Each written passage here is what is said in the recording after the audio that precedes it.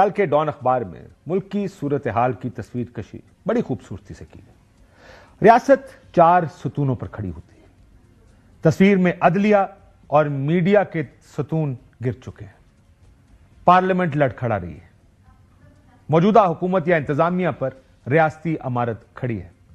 یہ موجودہ حکومت اور انتظامیہ پر کیا حالت ہوگی ریاست کی؟ ویسے اگر آمریت کی منظر کشی کی جائے تو یہ تصویر آمرانہ نظام پر بھی فٹ بیٹھتی ہے۔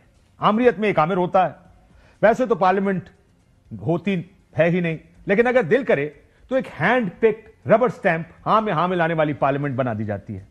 ویسے ہی بنائی جاتی ہے جیسے اب بنائی گئی ہے۔ عدالتوں میں پی سی او ججز لگائے جاتے ہیں۔ جو جج پی سی او کا حلف لینے پر تیار نہ ہو اس کو گھر بھیج دیا جاتا ہے۔ میڈیا بھی ٹائٹ کر دیا جاتا ہے، کسی کو بولنے کی اجازت نہیں ہوتی۔ ریاستی سچ ہی اصل میں سچ ہوتا ہے اور چلانے کی اجازت بھی وہی ہوتی ہے۔ یعنی سب ستون ہوتے تو ہیں لیکن برائے نام اس تصویر کی طرح گرے ہوئے نہ ہونے کے برابر یوں ہی گرے پڑے رہتے ہیں۔ بہرحال اس منظر کشی پر ہم آگے چل کے مزید بات کریں گے۔ آج یہ سب بحث کرنے کی وجہ اسلام آباد ہائی کورٹ ہے۔ ملک کی دوسری ہائی کورٹ سے اسلام آباد میں 3 ججز لائے گئے۔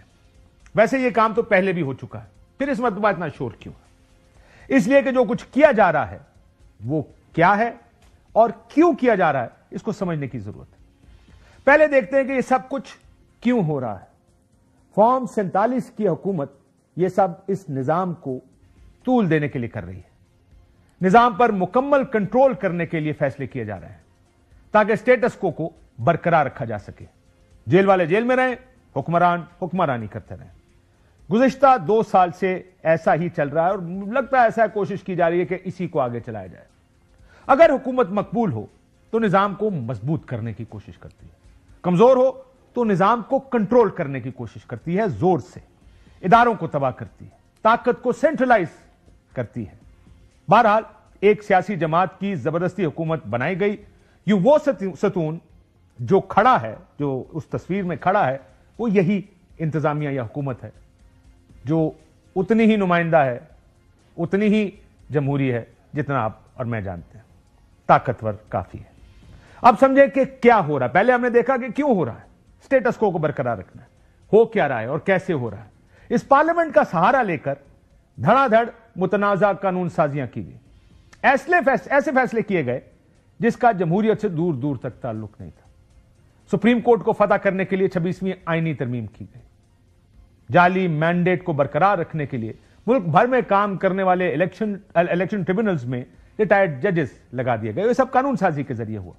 احتجاج اگر اسلام آباد میں کوئی کرے گا 3 سال کے لیے اندر قانون بنا دیا گیا تاکہ احتجاج ہی نہ کر سکے۔ اور جب یہ سب کافی نہیں تھا، میڈیا کو کنٹرول کرنے کے لیے پیکا کا قانون لایا گیا۔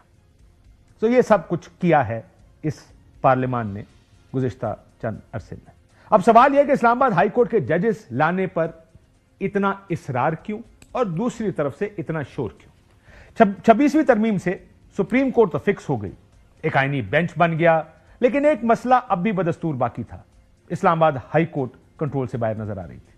اسلام آباد ہائی کورٹ کے چیف جسٹس نے سپریم کورٹ میں ایلیویٹ ہونا، جس کے بعد اسلام آباد ہائی کورٹ میں خط لکھنے والے، آپ کو خط یاد ہوگا جو 6 ججز نے لکھا تھا، وہ خط لکھنے والے 6 ججز میں سے کسی ایک نے چیف جسٹس بننا تھا۔ چنانچہ آئین کے آرٹیکل 200 کا سہارا لے کر ججز کو دیگر صوبوں سے امپورٹ کیا گیا تاکہ مخالف ججز کی تعداد اور غلبے کو ختم کیا جائے، اور اس سب سے بڑھ کر چیف جسٹس اپنی مرضی کا لگایا جائے۔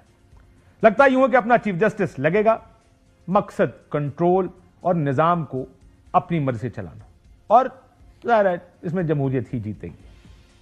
سمجھ تو گیا ہوں۔ اس فیصلے سے یہ سوچ مزید پختہ ہوتی ہے کہ عدلیہ میں کی گئی تبدیلیوں اور قانون سازیوں کا مقصد اس سٹیٹس کو قائم رکھنا ہے۔ اس عدلیہ کی تباہی میں ججز کا بھی کردار ہے۔ گزشتہ کچھ سالوں میں ہم نے ججز کا کردار دیکھا۔ عدلیہ اور معافی چاہتا ہوں، وکلا اور بار کاؤنسلز نے بھی اس تباہی میں کلیدی کردار ادا کیا۔ عدلیہ کی محافظ وکلا برادری آج تقسیم ہے۔ اسلام آباد ہائی کورٹ کے ججز کی مداخلت کی نشاندہی ہو، سپریم کورٹ کے فیصلوں پر عمل درآمد یا 26ویں آئینی ترمیم इन सब वाकयात में वुकला रहनुमा ताकतवरों के साथ खड़े रहे, ना कि इदारे के साथ। अगर हिफाजत करने वाले कब्जा करने वालों के साथ मिल जाएं तो तबाही होती है।